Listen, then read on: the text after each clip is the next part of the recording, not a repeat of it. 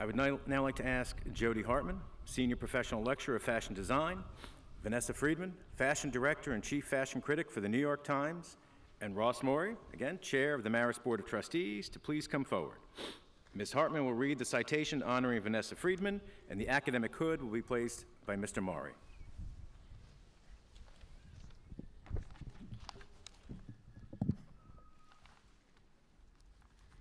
Vanessa Friedman, you are a trailblazer. As the inaugural fashion editor of the Financial Times and creator of its annual Business of Luxury conference, you brought your keen perspective on fashion and culture to a publication not normally associated with either one. Based on your insightful and groundbreaking reporting from the fashion world, it's no wonder the New York Times offered you the position of fashion director and chief fashion critic in 2014. For the past 5 years, you've written about everything from the runway to the intersection of fashion and politics to cultural appropriation. You wrote a book about the legacy of Italian designer Emilio Pucci.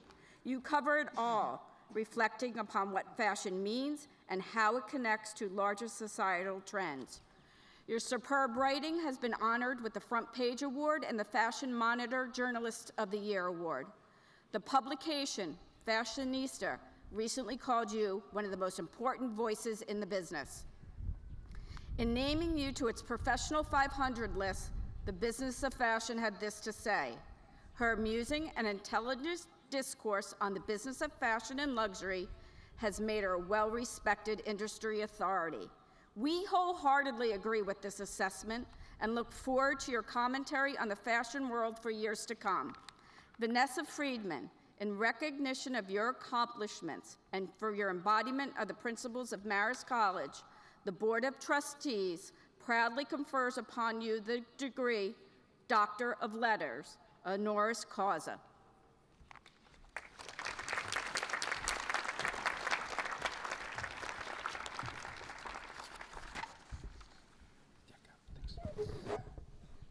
By the powers vested in me by the Regents of the State of New York and the Board of Trustees of Marist College, I hereby bestow upon you the degree of Doctor of Letters, honoris causa, with all of the rights and privileges pertaining thereto.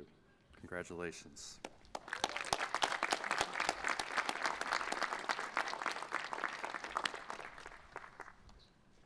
Ladies and gentlemen, your 2019 Commencement Speaker, Vanessa, the floor is yours.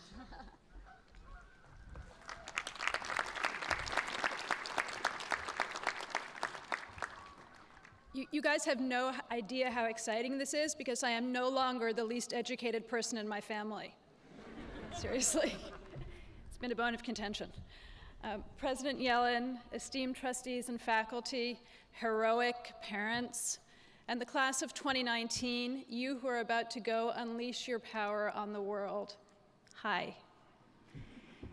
It is a real honor for me to be here with you today on this day of all days.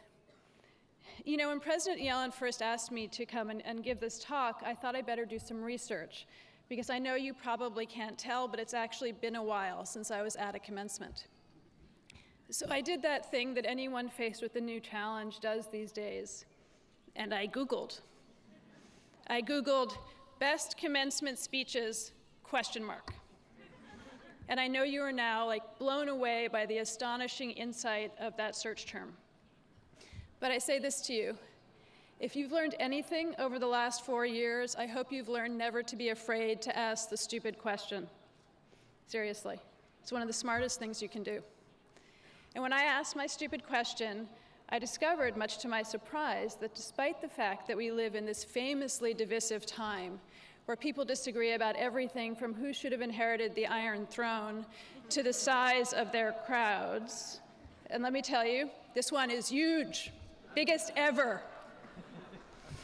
Despite all of that, there is actually an astonishing consensus about who makes the best commencement speeches.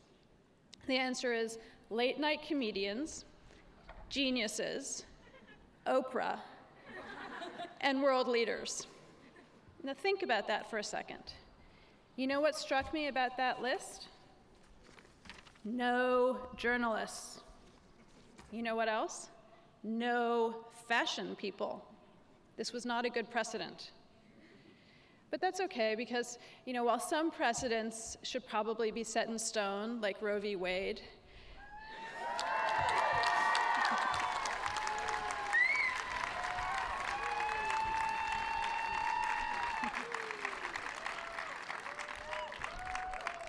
there are others that are maybe a little more fungible, and hopefully this is one of them. So to that end, I went a little deeper. I did what I do whenever I'm writing a story for the newspaper. I got as many speeches as I could, and I studied them, and I broke them down, and I took notes on them, and then I did some primary source investigation, and I constructed my argument, and I started to put it all down on the computer. Does this sound familiar? It does, doesn't it? And congratulations, you have now figured out the dirty secret of journalism, which is that it is the one profession that allows you to stay in school for the rest of your life and do papers. And now none of you will ever be journalists. I see your looks of horror. But that's okay, because when I was sitting where you're sitting now, I didn't dream of being a journalist either. I didn't dream about working at the New York Times or getting into fashion. In fact, if you had told me then that I would be up here now as a fashion critic, I would have laughed in your face and uttered the kind of word that the standards editor at the New York Times will not allow into the paper. Because we actually do have one of those. He's having a very hard time with the current presidential administration and their language. But back to you.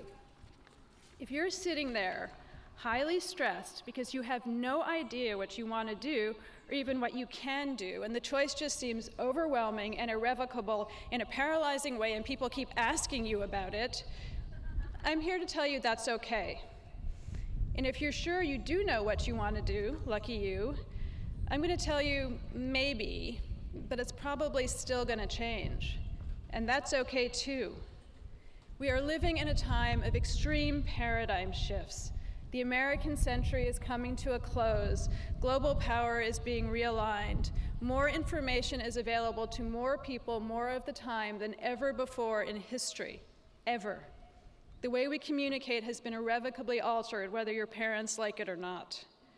The rights we rely on, reproductive, free travel, the right to not broil in winter and have it snow in summer, all of these are under threat. People say life is getting better, and no one believes them. And that old idea of a career ladder, something that exists in a straight line and you can climb it steadily, methodically, hand over hand to a mythical top, that for most of us no longer exists. If anyone tells you it does, you have my permission to tell them it's fake news.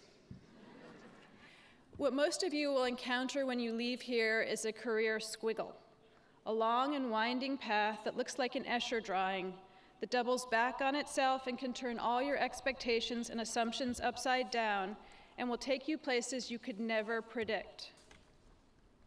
From where you're sitting, even from up here, the view is probably awfully messy. It's definitely complicated, and it's potentially scary and very, very frustrating. But that also means it is exciting and full of opportunity, often from the strangest, most unexpected places. As President Yellen said, in a few years you will probably be offered jobs that do not even exist now, with titles you cannot imagine. Maybe you will even invent them. I know this because it happened to me. When I graduated from college, I went to a Gothic school down in New Jersey.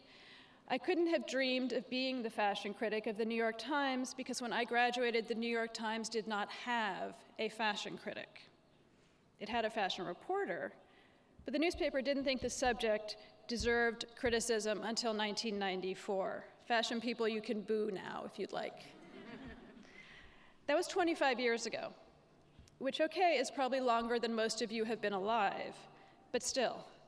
This is a paper founded in 1851. It took them 143 years to invent my job. The Financial Times, the place I worked before, didn't have a dedicated fashion page until 2003. That's only 16 years ago. That paper was founded in 1888. You know better.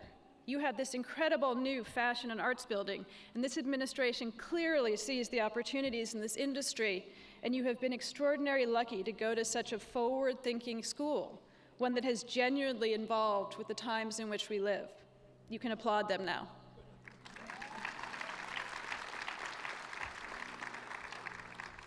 But not everyone is as strategically with it as your faculty and administration. A lot of people, for example, once thought giving too much space to fashion was a mistake. It was, unserious, frivolous, and we're usually taught to avoid mistakes in school, that to make a mistake is to be wrong. It is to damage your chances somehow, that you should be careful and always color within the lines.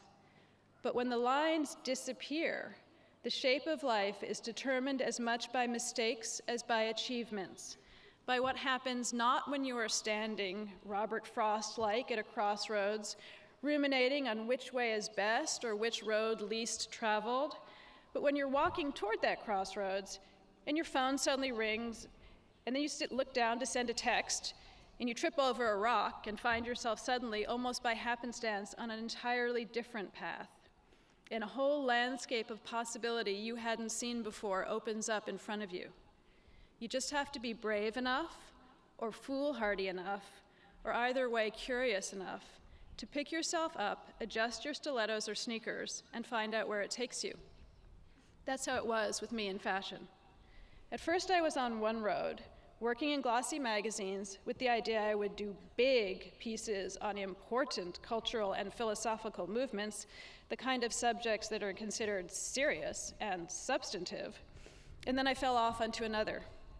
In my early 20s, ensconced at the Valhalla of all writers, The New Yorker, I left for Vogue. I was writing about arts, but still. "Are you crazy?" said my friends. "You are making a huge mistake. You will be tainted by the fluffiness of fashion." They were right, but it didn't end up quite as they had predicted. A few years later, I jumped to Elle, and a few years after that, moved to London. I was freelancing, writing about whatever caught my fancy, which, by the way, I had also been told was a decision that would ruin my life, since I had abandoned the security of a staff job and a nice box I could fit into, when I got a call from the Financial Times in response to an entirely random pitch letter I had sent out. I have no idea what the idea I was pitching was, and the editor wasn't particularly interested in my idea. But she saw I had worked at Vogue, and she assumed that meant that I knew about fashion. So she asked me to write a story about boots. Did I know anything about boots? Not really. Did I disabuse her of that idea and tell her I only wrote about important, substantive cultural topics? I did not. Honestly, at that point, if she had asked me to write about tire treads and offered to pay me, I would have done it. And just like that, I became a part-time fashion writer. And when the FT decided to have a full-time fashion editor a few years later, I thought, go all in. Why not? Well, maybe because when I walked in for my interview, the first thing the editor said to me was, "I never think about fashion." Huh. At that stage, a real fashion person might have turned around and walked out the door. But of course, I wasn't a real fashion person, which turned out to be not a mistake at all, but an enormous boon. If you ever worry that you are not qualified or don't know enough for a job you are up for, try thinking about it this way. That means you are free of old prejudices and assumptions about the way things need to be done. That means you have a mandate to reinvent, and my God, this world needs some reinvention. Though it did take me a while to figure it out, especially because there were all these messages going around the internal communications channel at the FT saying things like, "Can you imagine? Fashion coverage. The barbarians are at the gate. The sky is falling." And that was before Twitter. So it turned out to be a very good training ground for the amount of vitriol I now receive whenever I write anything about Trump and ties, say, or Elizabeth Holmes of Theranos and her turtlenecks, which tend to provoke social media reaction along the lines of, "You idiot, why are you writing about this? Why do you care?" Why do I care? Why should they care? Why should you care? Because the world is not run by naked people.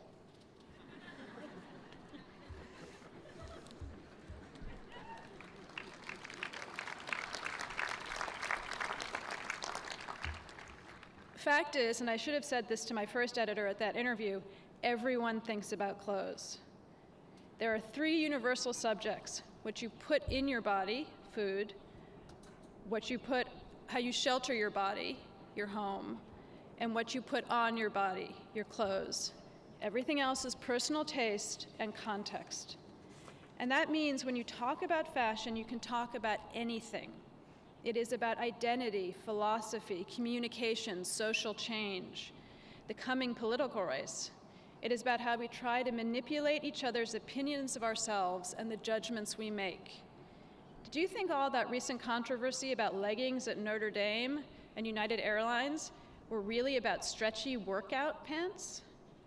No way. They were about the social contract, the bargain between the group and the individual, and which of those sides takes preeminence at what point in time. They were about Rousseau. But those kinds of conversations are so much easier to swallow if everyone is fooled into thinking they're actually talking about clothes.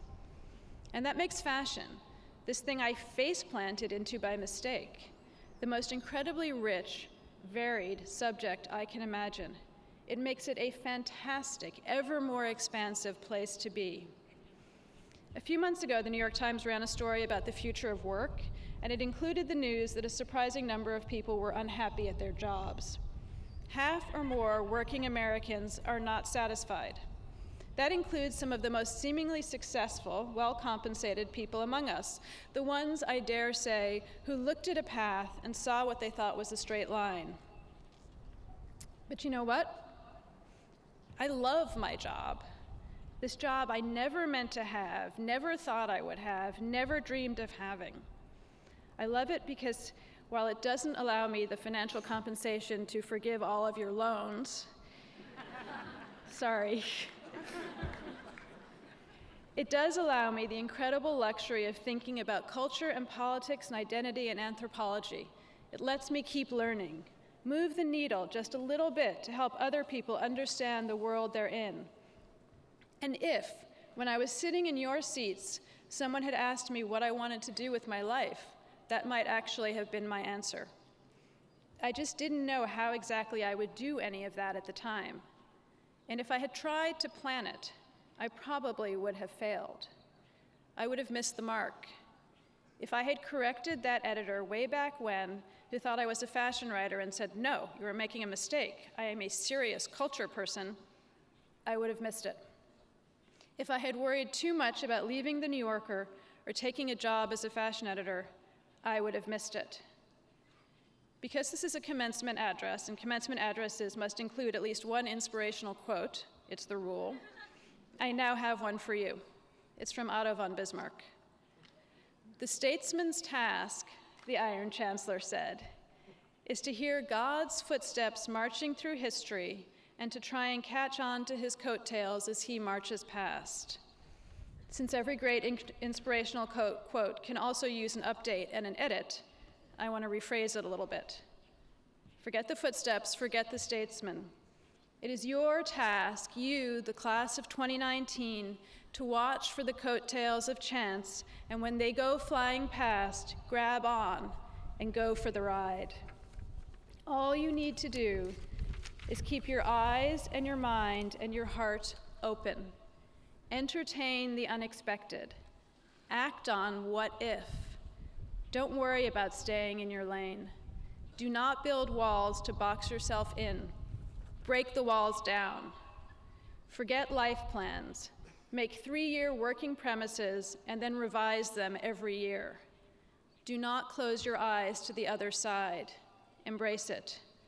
Don't be afraid of making mistakes. In fact, that is my wish for you. The luck of your own breathtaking, teeth-gritting, head-shaking mistakes. They may be the best thing that ever happened to you. And I know, looking at you in your robes and your hats, thinking, when is she going to stop talking? I know you will wear them well. So here's to you. Thank you.